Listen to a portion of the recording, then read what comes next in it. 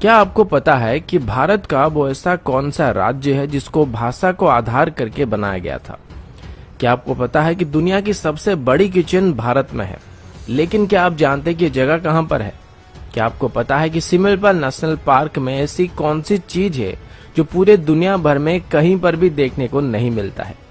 क्या आपको यह भी पता है कि चंद्रगुप्त मौर्य जिन्होंने पूरे भारत को जीत लिया था, उन्होंने कभी भी कलिंग पर हमला करने का साहस क्यों नहीं किया था? आज की वीडियो में हम ऐसे ही 10 मजेदार फैक्ट के बारे में बात करने वाले हैं, जो कि भारत की एक ऐसी राज्य के बारे में है जिसको मेन स्ट्रीम मीडिया तभी कवर करती है जब वहां पर बाढ़ आ जाती है, साइक्लोन आ जाता है या फिर कोई प्राकृतिक विपदा आ जाता है। लेकिन दूसरे तरफ इस राज्य के इतिहास को अगर आप गौर से देखेंगे तो आपको एक बहुत ही पुरानी और उन्नत सभ्यता देखने को मिलेगा।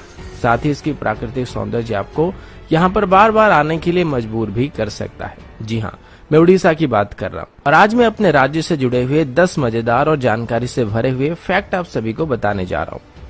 फैक्ट नंबर 1, भारत के इतिहास में उड़ीसा ऐसा पहला राज्य था जिसको भाषा को आधार करके बनाया गया था। उड़ीसा में भाषा की जो आंदोलन शुरू हुआ था वो 1895 से शुरू हो गया था और इसे उत्कल गौरव मधुसूदन दास जी के नेतृत्व में आगे बढ़ाया जा रहा था।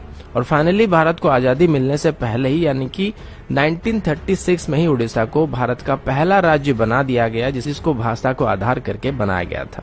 फैक्ट नंबर 2, उड़ीसा के बरगढ़ डिस्ट्रिक्ट में हर साल धनु यात्रा को आयोजित किया जाता है, जिसमें भगवान श्री कृष्ण और कंस मामा की कहानी को नाटक के रूप में दर्शाया जाता है।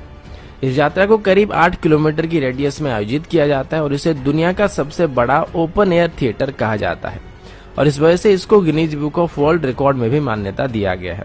इस फेस्टिवल में कोई भी प्री रिटन स्क्रिप्ट नहीं होता है और इस फेस्टिवल के दौरान कंस वहां पर किसी भी इंसान को दंड दे सकते हैं। और एक बार तो उड़ीसा के पूर्व चीफ मिनिस्टर स्वर्गीय बिजू पटनायक जी को भी कंस राजा को फाइन देना पड़ा था। फैक्ट नंबर 3, उड़ीसा का जो परंपरागत नृत्य है उसको ओडिसी कहा जाता है और ये बात बहुत सारे लोग जानते होंगे। इस नृत्य को सीखने के लिए देश विदेश से लोग यहाँ पर आते हैं, लेकिन ये नृत्य सिर्फ उड़ीसा के लिए गर्व की बात नहीं है, ये पूरे भारतवर्ष की एक पुरानी सभ्यता का प्रतीक है। इस नृत्य कला के बारे में हमारी पुरानी संस्कृत स्क्रिप्चर्स नाट्य शास्त्र में बताया गया है और इसको भारत का सबसे पुरानी नृत्य कला में से एक माना जाता है। इसको मुगल रूल के दौरान या फिर ब्रिटिश रूल के दौरान सप्रेस करने की भी कोशिश की गई थी, लेकिन स्वाधीनता मिलने के बाद इसको हमने दोबारा रिवाइव करने में कामयाबी हासिल कर लिया था। फैक्ट नंबर 4, क्या आपको पता है कि ताजमहल के बनने से काफी पहले से ही कोणार्क टेम्पल को बना दिया गया था और सबसे बड़ी बात यह है कि इसको समंदर के अंदर बनाया गया था। अगर आप कभी भी कोणार्क टेम्पल घूमने के लिए आए होंगे तो आपने देखा होगा कि किस तरीके से बारीक खुदाई करके पत्थरों में अद्भुत कलाकारी का प्रदर्शन किया गया था, जो कि उस वक्त के ओडिया आर्किटेक्चर के बारे में सोचने में मजबूर करता है। इसके बारे में इतने ज्यादा अद्भुत और अनसुनी फैक्ट है जिसको लेके एक पूरी वीडियो बनाई जा सकती है। वैसे अभी आपको जो कोणार्क टेम्पल देखने को मिलता है वो सिर्फ इसका आधा हिस्सा है और जो मेन मंदिर था वो टूट चुका है। इतिहास में कई बार मुस्लिम इन्वेडर्स के द्वारा इसको लूटा गया था और इसको तोड़ने की कोशिश की गई थी और इसी दौरान शायद वो मंदिर टूट गया था। फैक्ट नंबर 5, क्या आपको पता है कि एशिया का सबसे बड़ा विलेज उड़ीसा में है? इस गाँव का नाम भुवन है और ये ढेंकानाल डिस्ट्रिक्ट में पड़ता है। फैक्ट नंबर 6, उड़ीसा के मयूरभंज डिस्ट्रिक्ट में ऐसे पत्थर पाए जाते हैं जो कि लगभग 3 बिलियन साल पुराने हैं और अगर पृथ्वी की बात करें तो ऐसा माना जाता है कि पृथ्वी की उम्र करीब 4.5 बिलियन ईयर है।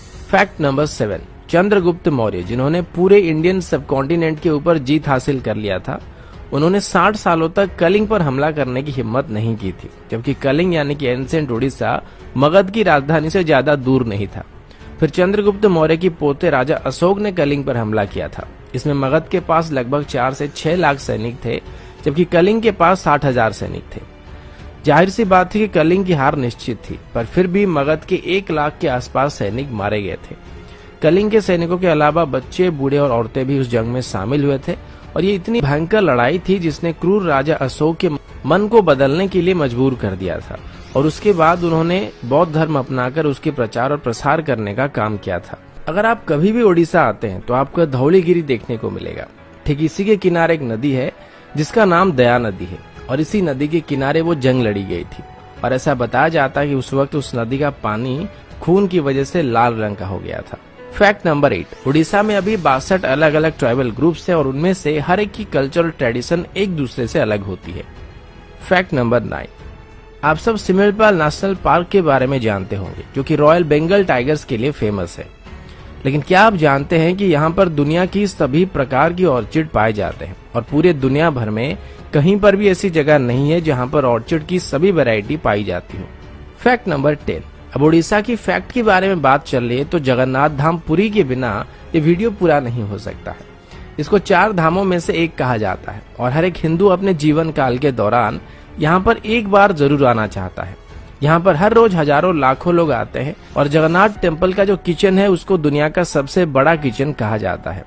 यहाँ पर 200 चूल्हे और करीब 400 कुक यहाँ पर रोज खाना बनाते हैं। यहाँ पर खाना बनाते वक्त 7 मटकों को एक के ऊपर एक करके रखा जाता है और सबसे पहले ऊपर वाले मटके का खाना तैयार होता है और सबसे अंत में नीचे वाले मटके का खाना तैयार होता है, जो कि चूल्हे के ऊपर बैठा होता है। औसतन यहाँ पर हर रोज 10,000 लोग खाना खाते हैं, लेकिन मंदिर में जो खाना बनाया जाता है उसकी क्वांटिटी साल भर सेम रहती है।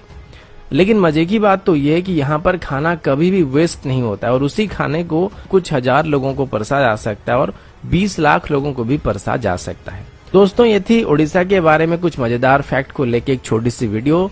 आशा करता हूँ वीडियो आप सभी को पसंद आया होगा। अगर आपको वीडियो अच्छा लगा तो इसको लाइक और शेयर जरूर कीजिएगा